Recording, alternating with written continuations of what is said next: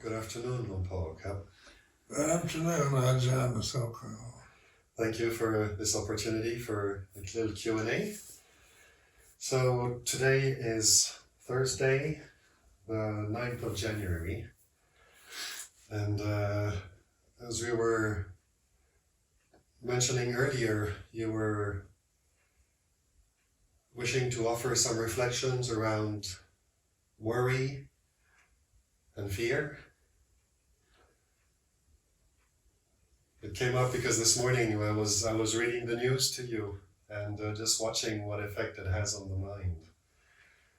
And then in just the general, in the bigger picture as well. Yeah, well, the news, when you listen to it on MSNBC or CNN or the media, it's always rather negative and very opinionated and critical of life. So just listening to the news, I'm aware of how it affects me personally, and it leads to worry. So worry is a condition that has causes. When you hear news about politics, about climate change, about problems in the Middle East and in Ukraine and Russia, and then I was listening to some experts' opinion about the decline of the United States.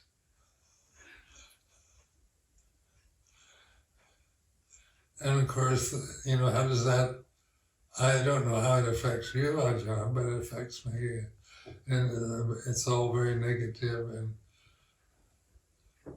so kind of suspicious and dangerous. Like out there's so much to fear. You don't know what the Chinese are doing or the Russians, or and there's starvation in Sudan and on like that it goes. So just to be the witness to how these things affect one, like having been born and raised in the United States, and I have very kind of American memory and cultural conditioning. And when I was born in 1934, Britain was the world power, and the United States wasn't. So my parents said the sun never sets on the British Empire, and America was not a superpower then. And it was in the midst of a depression, economic depression. So then now, 90 years later, Britain is an island off Northern Europe. And America is supposed to be the superpower, but the depressing predictions are that it's losing its power to China and on like that. The views and opinions of experts who are historians or scientists.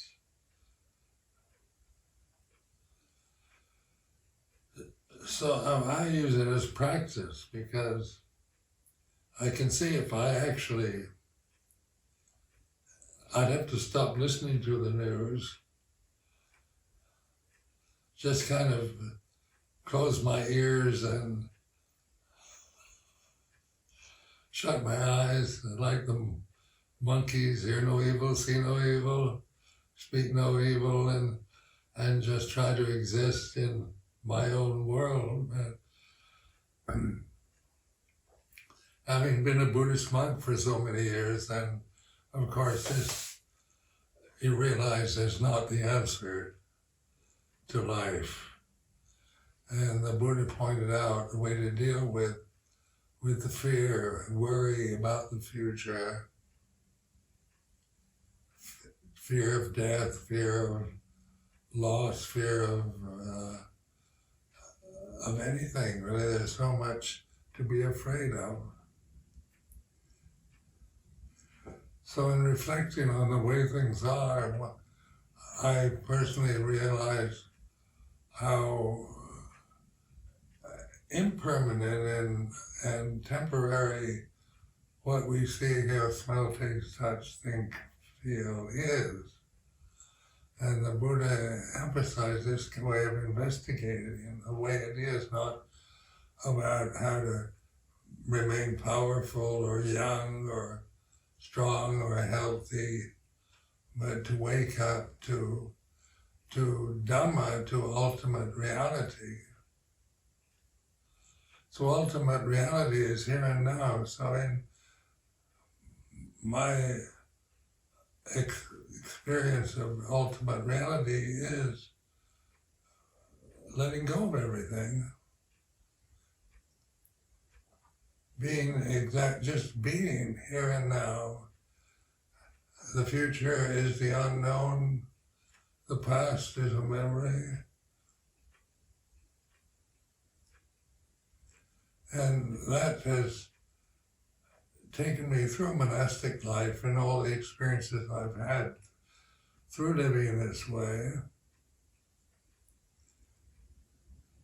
Just be remembering that Dhamma is here and now, and it's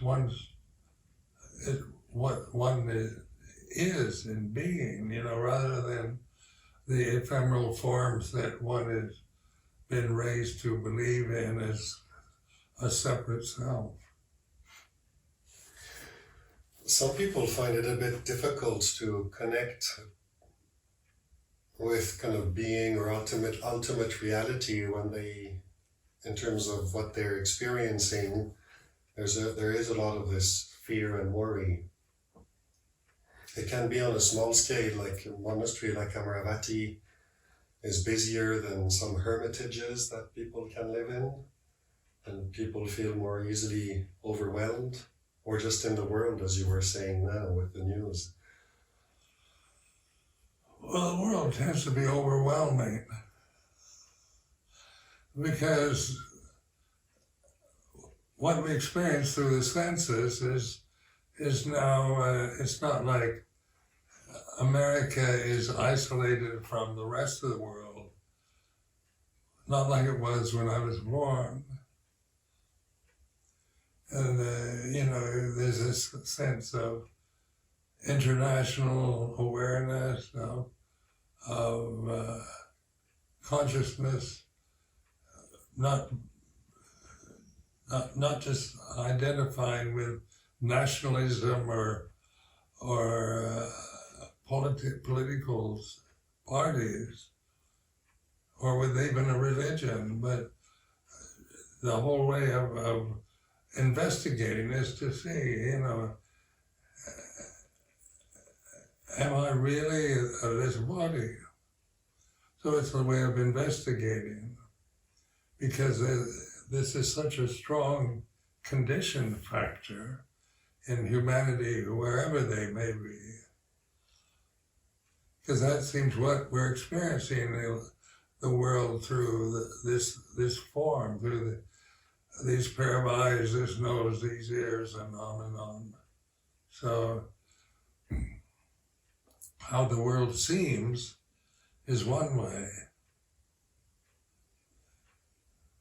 But in investigating, like bodily awareness, just the physical foundation of having a separate body, is a kind of basic meditative technique where you start observing your body, not through vanity or models of perfection, but as you experience it. My body right now is sitting is like this.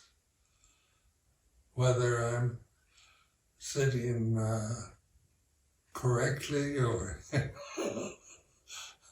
then I can think, am I hunching over? Am I slumping?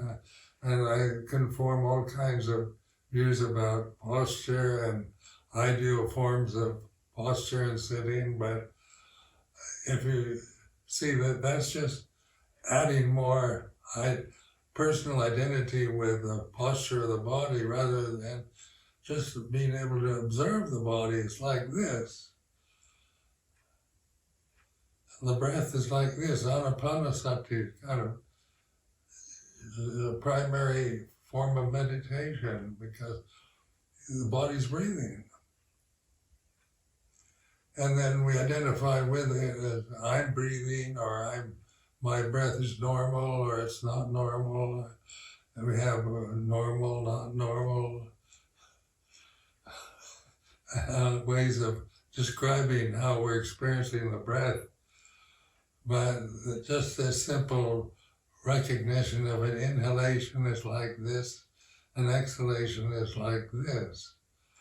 And just paying attention to how we experience this form that we live with till it passes away.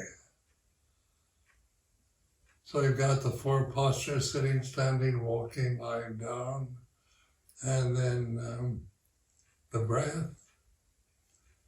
You can do the different parts of the body, sweep through the body, sensations, begin to observe painful, pleasant, neutral sensation, because the body is a sensitive form. And then as long as I'm thinking I'm investigating my body as a person, I'm meditating as a person, we can investigate that. Is what is aware of the body is not the body. The body can't be aware of itself. Where consciousness, which is taken for granted and almost dismissed, because we think of consciousness as sensory experience, consciousness through senses that are very vulnerable, very ephemeral, very uncertain. So as sense consciousness is all there is, I can look at my body. I can look at my knees, my feet, my hands. I can have a mirror and look at my face. I can look at my eyes through a mirror, but my eyes can't see themselves because they're organs of the body that are meant, whose function is to see. And then we think of consciousness. Consciousness can't see itself because that's the point where we lose a sense of separation. When you look in the mirror, you see a reflection of the body, but that's dependent upon an object that you can see. You can look at the mirror and see a reflection of your eyes, but actually, when you take away the mirror, your eyes can't see themselves. And just simple reflections like that help to change your attitude. Am I really this limited, vulnerable form that has to worry about ailments, sickness, old age, loss of loved ones, fears of the future, worries about the future of Buddhism and the world? Or I can imagine, I can create images of success and hold views about Buddhism is going to take over the world and become kind of megalomaniac Buddhist. But Buddhism itself is a word that is impermanent. So when we grasp Buddhism as our refuge, then we're grasping a form or an ideal. So we begin to see this grasping of ideals. When I was young, I was a very idealistic person. And,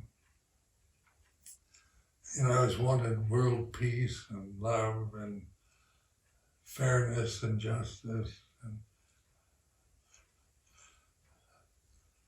solve all the world's problems through reason and logic and modern science. That's how I was conditioned educated to think. But then in my life as a Buddhist monk, where you're reflecting on the way it really is, then you're shifting from being told how it is or believing how it is and creating images how you want it to be or how you think it should be. You stop doing that. You stop thinking about it. And just trust in awareness, because that is here and now. It's not something you create. It's not an ideal. And, it's very natural. It's Dhamma. It's pure natural reality that's uncreated. And when we are enlightened, then we realize that for ourselves. That's what enlightenment is, to see this for yourself, rather than just believe in it because you like the idea of it. The ideals of Buddhism are lovely. It's just in its conventional forms, it's peaceful, it's intelligent, it's reasonable. And so then oftentimes we become attracted to it through the intellect. But then it gets beyond the intellect. It points to itself as a condition rather than as something to grasp and believe in. So just the Buddhist teaching is to really realize that all conditions are impermanent. Conditioned phenomena is created, is formed. You can see it or hear it, smell it, taste it, touch it, imagine it. But ultimate reality, you try to imagine that. You can think in English, the most beautiful superlatives possible. But that's not it. So you use words like absolute or ultimate or perfect. But even eventually you let go of that and just relax into just being the awareness itself. So it's a relaxed state of openness, being present here and now, and not ignoring the physical body, but no longer clinging to it. So you more or less let it, the way it is at this moment is like this. And so it's a way of just acknowledging the physical body is a lot of suffering. It's so sensitive. And, I remember as a little boy being brought up as a Christian. and falling down and hurting myself, skinning my knees. I'd wear short pants, and I'd fall down on the cement walk and skin my knee. My mother would have to put mercurochrome or iodine on the open sore, and it would hurt. And I'd say, Mother, why did God create pain? If I were God, I wouldn't create pain. She never answered that question properly.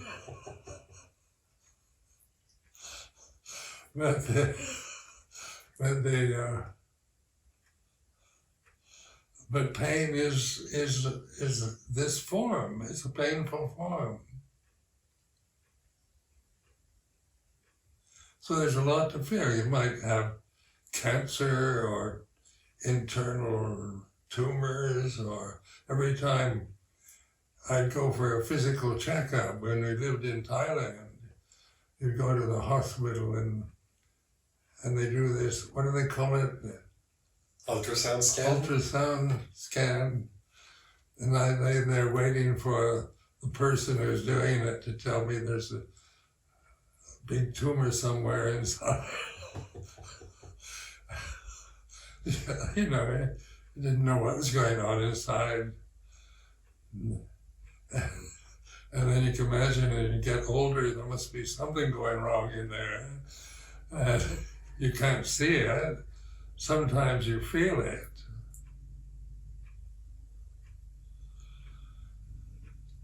So it's feeling is part of the karma of being born in a sensitive form. It's like this. If you're not born in a sensitive form, then you don't have fear, or you don't worry about the future. So what you're pointing at in terms of dealing with worry and fear and pain is how it arises and ceases in awareness, rather than trying to suppress it through some samadhi or sort of going to the nibbana element and just forgetting all about it. Is that correct? Right. Like this past 2 weeks, I've had to deal with this skin problem and treatment, very unpleasant treatment for my skin. And so it is very itchy and unpleasant and hot. Sometimes you feel you've been scalped, or your scalp is on fire, your face is on fire, your face is all blotchy red, and how do you cope with that? You know, there are a lot of people would not desire to get rid of it, desire to scratch, because it can be really annoying. And I trimmed my fingernails down too. Wore headgear to kind of prevent the scratching, just right, or kind of help it a bit, but you know, inevitably you're just witnessing it. Yeah. And so I'd use it. I'd say, is consciousness itching? Just ask myself the most silly, obvious question. And then you realize, you know, that pure consciousness doesn't itch, doesn't hurt. It's not hot. It's like this. And then you're learning to relax into that. Be just pure being here and now is a relaxed state, not an attainable condition that you try to get through various meditation methods.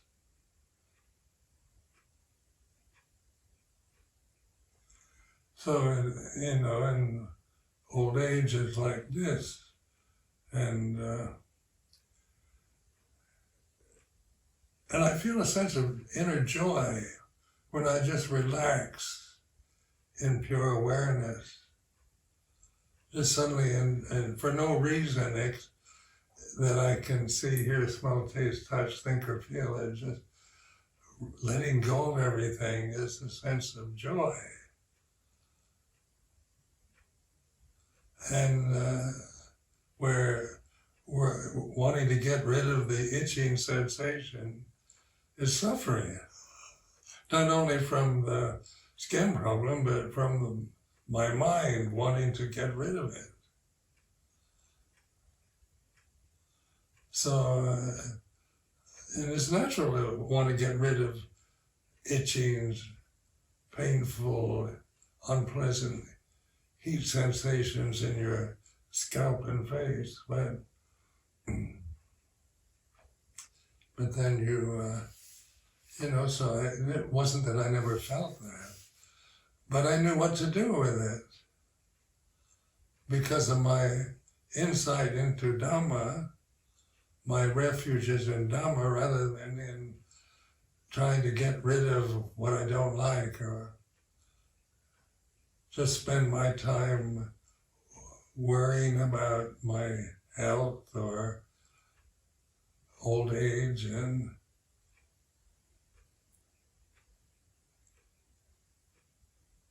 so in terms of being old, I experience a lot of joy.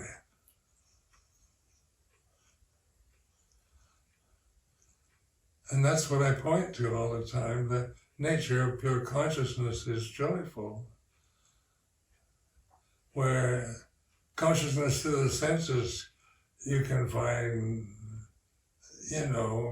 happy moments and blissful experiences through scenery or substances or whatever, but they're very temporary, and when they go, then they're left with the suffering of wanting it back, wanting to be happy, wanting to get rid of the irritating skin problem, not wanting to be old.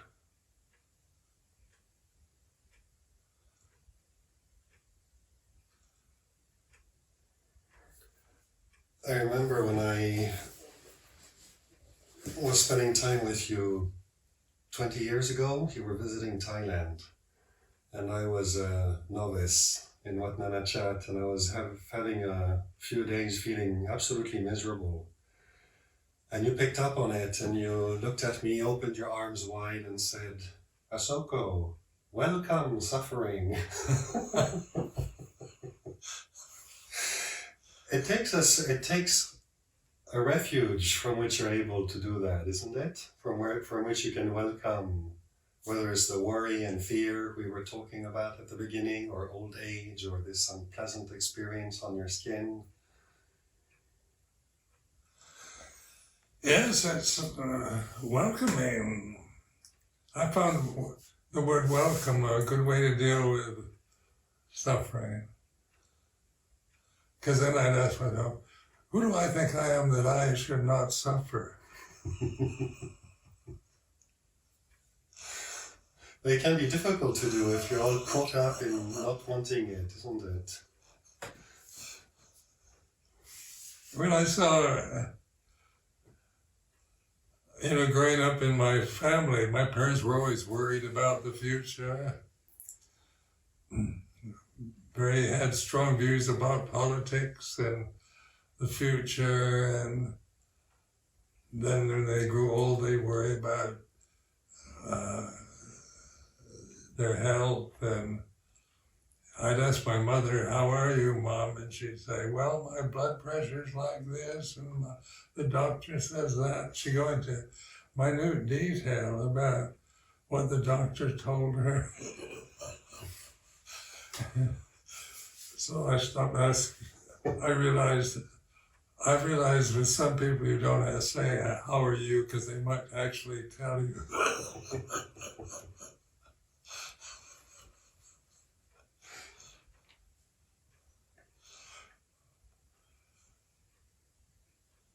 But that joy of knowing consciousness, it's freedom, isn't it? It's freedom. Because you're not bound to anything.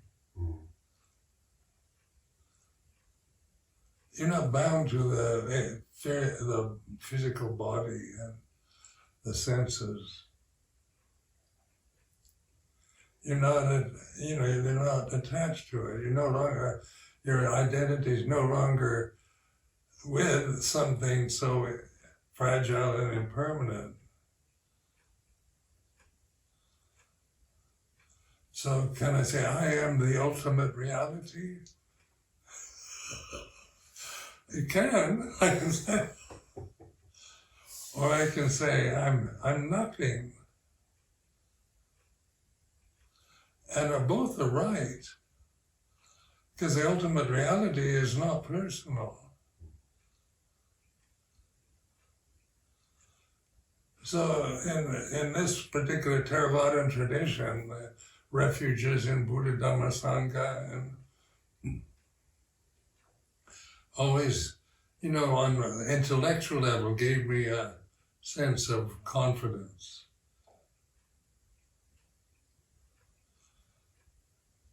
Because Buddha, even as a historical figure, his life was very, he suffered much more physically than I did. People try to kill him and blame him, and so, and nobody's tried to kill me yet, so I thank Buddha for that.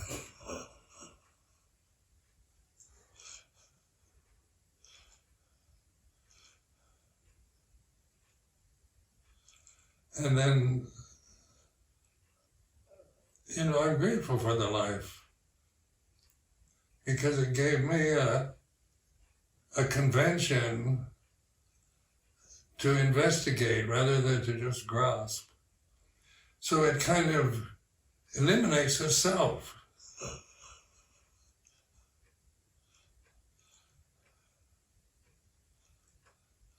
Am I a Buddhist? On a conventional level, yes. But is ultimate reality Buddhist? And so then the word Buddha, that's used in the Thai forest tradition, northeastern Thai forest tradition, and Bhutto is a kind of mantric form of Buddha.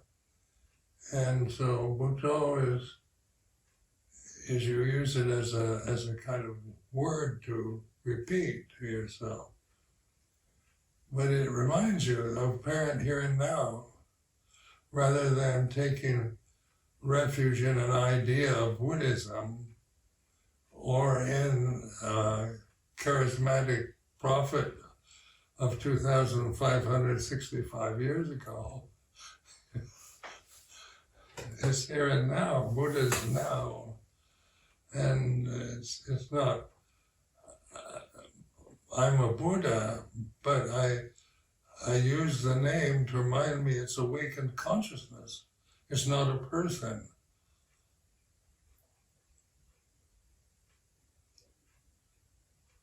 It's not that one becomes a Buddha, but the Buddha is a refuge of awareness here and now. That's apparent here now, timeless, ehipassiko, encouraging investigation, leading inwards. You don't seek Buddha through the senses, through the brain, through the intellect.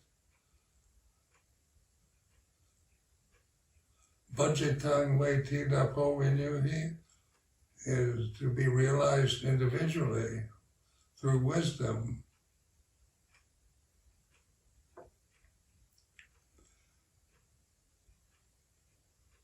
So this is, in this tradition, is Pali chanting and its translations into Thai and English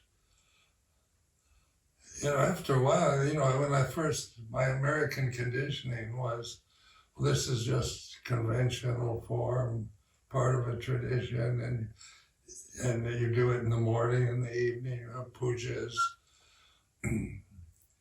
and you respect it, you see it's something where the community, the monastic community get together and chant Santidiko, Akadiko, Ehi, Pasko, Padaiko, Bhajitan. And it can be just rote memory, but for me it's been a reflective form. So asking myself, what is apparent here and now?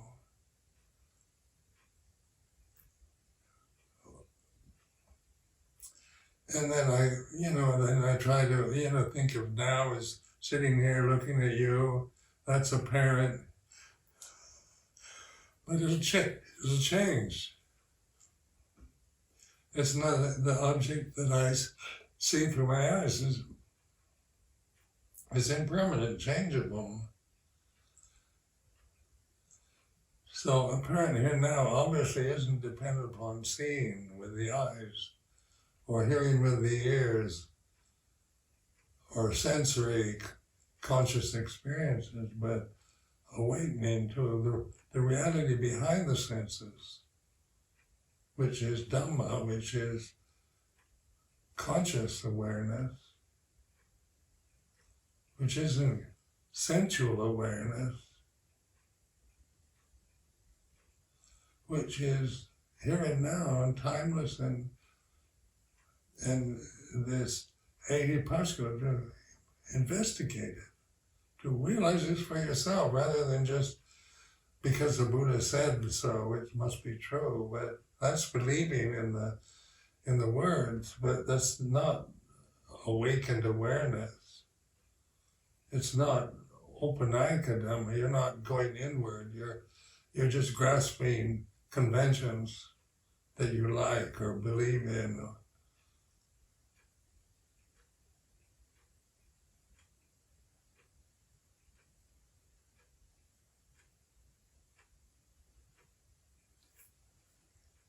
Thank you very much, Luang Por.